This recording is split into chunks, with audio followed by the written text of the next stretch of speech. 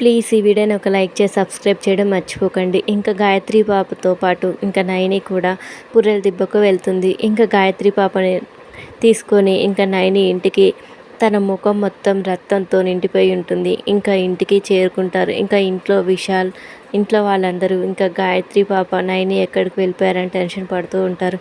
ఇంకా విక్రాంత్ అదిగో గాయత్రి పాపను తీసుకొని వదిన వస్తుంది అని చెప్పి ఇంకా చూస్తూ ఉంటారు. ఇంకా ఒక్కసారిగా నైనిని చూసి టెన్షన్ పడుతూ ఉంటారు. ఏమైంది నైని, ఆ ముఖం మొత్తం రక్తం ఏంటి అని చెప్పి ఇంకా విశాల్ అడుగుతూ ఉంటాడు. ఇంకా గాయత్రి పాపను ఎత్తుకోండి బాబుగారు అని చెప్పి ఇంకా విశాల్కి గాయత్రి పాపను ఇస్తుంది. ఇంకా నైని ఏం మాట్లాడకుండా అలాగే నిలబడిపోయి ఉంటుంది. తన చేతిలో ఇంకా పెద్ద కత్తి ఉంటుంది. ఏమైంది నైని, ఏం మాట్లాడవేంటి, ఆ ముఖం మీద రక్తం ఏంటి అని చెప్పి విశాల్ అడుగుతూ ఉంటాడు. చేతిలో కత్తి ఏంటి, ఆ రక్తం ఏంటి అని చెప్పి ఇంకా విశాల్ ఎంత అడుగుతున్నా నైని మౌనంగానే ఉంటుంది.